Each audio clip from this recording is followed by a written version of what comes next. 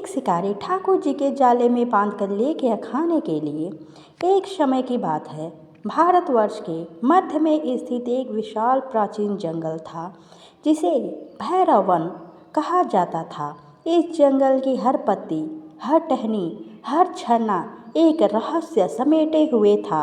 इसी घने वन में एक शिकारी रहता था जिसका नाम था भैरव। उसका नाम ही उसकी पहचान थी। भैरव यानी भयानक। भैरव की देह बलिष्ठ थी, उसकी आंखें चील सी पैनी थी और उसके हृदय में पत्थरों से भी कठोर क्रूरता भरी थी। वह केवल जीवित रहने के लिए शिकार नहीं करता था, बल्कि शिकार करना ही उसके जीवन का एकमात्र लक्ष्य था।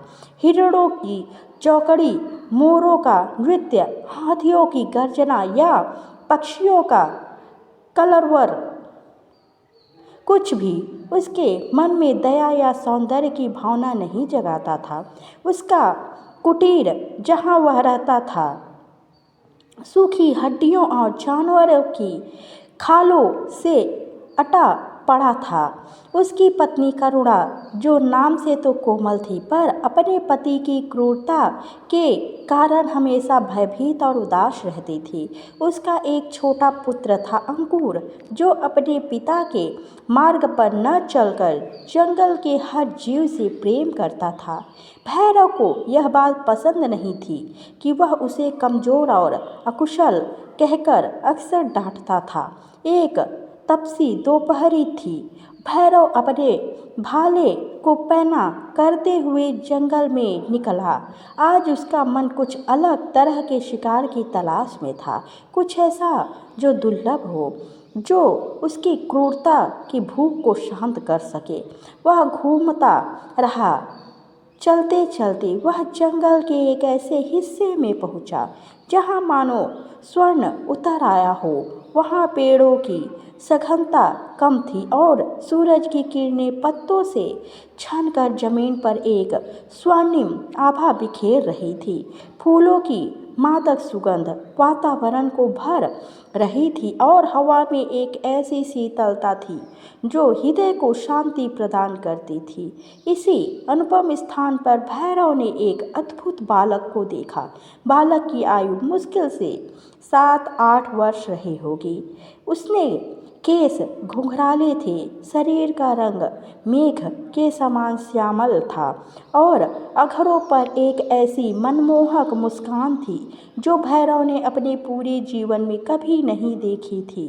बालक जिसे हम जानते हैं कि वह स्वयं ठाकुर जी थे, एक कदम के वृक्ष के नीचे बैठकर अपनी बांसुरी बजा रहा था। उसकी बांसुरी से निकलने वाली धुन इतनी मधुर थी कि जंगल के सारे जीव, हिरण, मोर, बंदर, यहाँ तक कि सिंहक जानवर भी अपनी शत्रुता भूलकर मंत्रमुग्ध होकर उसे सुन रहे थे। भैरव क्षण भर के लिए ठिठक गया। उसकी कठोर आंखों में भी क्षण भर के लिए विस्मय कौंध गया। उसने सोचा, यह कौन सा प्राणी है? इतना सुंदर तो मैंने कभी नहीं देखा। इसे यदि मैं अपने घर ले जाऊं तो यह मेरे शिकारों में सबसे अनमोल होगा। उसकी आसक्ति ने उसे अंधा कर दिया। दया या भक्ति का कोई विचार उसके मन में नहीं आया। वह केवल उस बालक को एक दुर्लभ शिकार के रूप में देख रहा था। उसने सावधानी से अपने सबसे मजबूत जाल को निकाला, वह जाल जिसे उसने सबसे बड़े और शक्तिशाली जानवरों को फंसाने के लिए बुना था। बांसुरी की धुन अभी भी गूंज रही थी। बालक अपनी धुन में इतना मग्न था कि उसे किसी की आहट भी सुनाई नहीं दी। भैरव ने धीमे कदमों से बालक के पीछे जाकर जाल फैलाया। जैसे ही धुन चरम पर पहुंची, भैरव ने पूरी ताकत से जाल खींच लिया। बालक बांसुरी समेत जाल में फंस गया। धुन अचानक बंद हो गई। जंगल में एक अजीब सी खामोशी छा गई। भैरव के चेहरे पर एक कुटिल विजय की मुस्कान फैल गई। पकड़ लिया, वह अपने आप से बोला, आज मैंने ऐसा शिकार पकड़ा है जो किसी राजा के खजाने में भी नहीं होगा। भैरव जाल में बंधे बालक को कंधे पर लादकर अपने कुटीर की ओर चल पड़ा। वह मन ही मन बालक को पकाने और खाने के बारे में सोचने लगा। उसकी क्रूर भूख जागृत हो चुकी थी, लेकिन जैसे ही उसने कुछ कदम बढ़ाए अजीब घटनाएं घटने लगी। बालक जो जाल में बंधा था रो नहीं रहा था, बल्कि उसके अधरों पर वही दिव्य मुस्कान थी। उसकी आँखों में एक अद्भुत चमक थी, जैसे वह किसी लीला का आनंद ले रहा हो। भैरव को अचानक लगा कि रास्ते बदल गए हैं। वह जिस रास्ते से आया था वह अब कहीं दिख नहीं रहा था। पेड़ अपनी जगह से हिल रहे थे, पत्थरों के आकार बदल रहे थे और जंगल की दिशाएं भ्रमित होने लगी थी। भैरव का माथा ठनका। उसने सोचा कि शायद वह रास्ता भटक गया है। वह एक ही जगह पर गोल गोल घूमने लगा। घंटों बीत गए, सूरज ढलने लगा और जंगल में अंधेरा छाने लगा। भैरव को भूख और प्यास सताने लगी। उसके शरीर से पसीना बह रहा था, लेकिन उसके घर का कोई निशान नहीं था। जंगल की भयानक आवाज़ें उसे डराने लगी थी। भैरव ने क्रोधित होकर जाल में बंधे बालक की ओर देखा। तू कौन है? क्या तूने ही कोई जादू किया है? वह चिल्लाया। बालक ने केवल मुस्कुराया। उस मुस्कान में न कोई व्यर्थ था, न कोई क्रोध, केवल असीम करुणा और प्रेम। बालक की मुस्कान को देखकर भैरव के हृदय में एक अजीब सी ठंडक महसूस हुई। उसकी क्रूरता की परतें धीरे धीरे पिघलने लगी थी।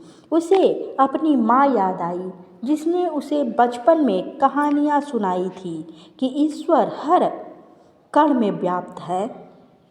रातों रात भटकते हुए भैरव की सारी शक्ति क्षीण हो गई। उसका अहंकार टूटने लगा था। उसे लगने लगा कि वह किसी साधारण जीव को नहीं, बल्कि किसी असाधारण शक्ति को जाल में बांधने की कोशिश कर रहा है। उसे अपने पाप याद आने लगे। निर्दोष जीवों की हत्या, उनकी पीड़ा। उसके हृदय में पहली बार पश्चाताप की भावना जागृत हुई। सुबह का समय था। सूर्य की पहली किरणें जंगल में फैल रही थी। भैरव पूरी तरह से टूट चुका था। वह एक विशाल बरगद के पेड़ के नीचे गिर पड़ा। जाल में बंधा बालक अभी भी उसके पास था। भैरव ने निढाल होकर जाल में बंधे बालक की ओर देखा। बालक की आंखों में उसे अपनी माँ की करुणा, अपने पुत्र अंकुर का निश्चल प्रेम दिखाई दिया। उसी क्षण भैरव की पत्नी करुणा और पुत्र अंकुर भी उसे खोजते हुए वहां आ पहुँचे। उन्होंने देखा कि भैरव एक बालक को जाल में बांधे जमीन पर पड़ा है। अंकुर दौड़कर बालक के पास गया। पिताजी, यह कौन है? इसे क्यों बांध रखा है? उसने मासूमियत से पूछा। करुणा ने जब बालक की दिव्य मुस्कान और उसकी आंखों की चमक देखी, तो वह समझ गई कि यह कोई साधारण बालक नहीं है। वह स्वयं भगवान की उपस्थिति महसूस कर रही थी। भैरव ने करुणा और अंकुर की ओर देखा। उसकी आंखों में आंसू बहने लगे। यह कोई साधारण बालक नहीं है करुणा, उसने भारी आवाज़ में कहा। यह तो स्वयं भगवान हैं। मैंने इन्हें फंसाने की कोशिश की और इन्होंने मुझे भटकने का दंड दिया है। करुणा और अंकुर ने भैरव के पश्चाताप को देखा। करुणा ने अपने हाथों से बालक के जाल को छुआ। जैसे ही उसने छुआ, जाल अपने आप खुल गया। बालक, जो अब तक जाल में था, हंसने लगा। उसकी हंसी की गूंज से पूरा जंगल गुंजायमान हो उठा। पलक झपकते ही बालक के स्थान पर भगवान श्री कृष्ण अपने चतुर्भुज रूप में प्रकट हुए। उनके 4 हाथों में शंख, चक्र, गदा और पद्म सुशोभित थे। उनका श्याम वर्ण शरीर, मोर मुकुट और गले में वैजयंती माला देखते ही बनती थी। उनके ओठों पर वही मनमोहक मुस्कान थी, लेकिन अब उसमें ब्रह्मांड की सारी शक्ति और शांति निहित थी। भैरव, करुणा और अंकुर ने भगवान के चरणों में साष्टांग प्रणाम किया। भैरव का हृदय कृतज्ञता और भक्ति से भर गया था। वह अपनी सारी क्रूरता को त्याग चुका था। भगवान कृष्ण ने अपनी दिव्य वाणी में कहा, भैरव, तुमने मुझे भौतिक जाल में फंसाने का प्रयास किया, लेकिन तुमने नहीं जाना कि मैं प्रेम और श्रद्धा से बंधन में ही बंधता हूँ। तुम्हारे हृदय में जो पश्चाताप की अग्नि जली है, वही सच्ची तपस्या है। तुमने अपने अहंकार और क्रूरता को त्याग दिया है। आज से तुम भैरव नहीं, बल्कि भक्तिराज के नाम से जाने जाओगे। भगवान ने भैरव को आशीर्वाद दिया और कहा, तुम्हारे पाप क्षमा कर दिए गए हैं। अब तुम अपने शेष जीवन को धर्म, करुणा और भक्ति के मार्ग पर चलो। सभी जीवों से प्रेम करो, क्योंकि मुझ में ही सभी जीव वास करते हैं। भगवान श्री कृष्ण अंतर्ध्यान हो गए, लेकिन उनकी दिव्य आभा उस स्थान पर देर तक बनी रही। भैरव ने उस दिन से अपना सारा जीवन बदल दिया। उसने शिकार करना पूरी तरह से छोड़ दिया। उसने अपनी कुटीर से सारी हड्डियों और खालों को हटा दिया और उसे एक छोटे से आश्रम में बदल दिया। वह जंगल के जीवों की सेवा करने लगा, उन्हें भोजन देता और उनकी रक्षा करता। उसकी पत्नी करुणा और पुत्र अंकुर भी उसके इस नए मार्ग में उसके साथ थे। भैरव, जो कभी क्रूर शिकारी था, अब एक महान संत बन गया। दूर दूर से लोग उसके पास आते थे, उसकी भक्ति और करुणा के दर्शन करने के लिए। उसने सिखाया कि ईश्वर को पाने के लिए किसी बाहरी आडंबर की नहीं, बल्कि केवल सच्चे हृदय और प्रेम की आवश्यकता होती है। उसकी कहानी पीढ़ी दर पीढ़ी सुनाई जाने लगी। इस बात का प्रमाण कि प्रेम और पश्चाताप की शक्ति किसी भी हृदय को परिवर्तित कर सकती है, और भगवान तो केवल भाव के भूखे होते हैं। जय श्री श्याम महाराज, जय ठाकुर।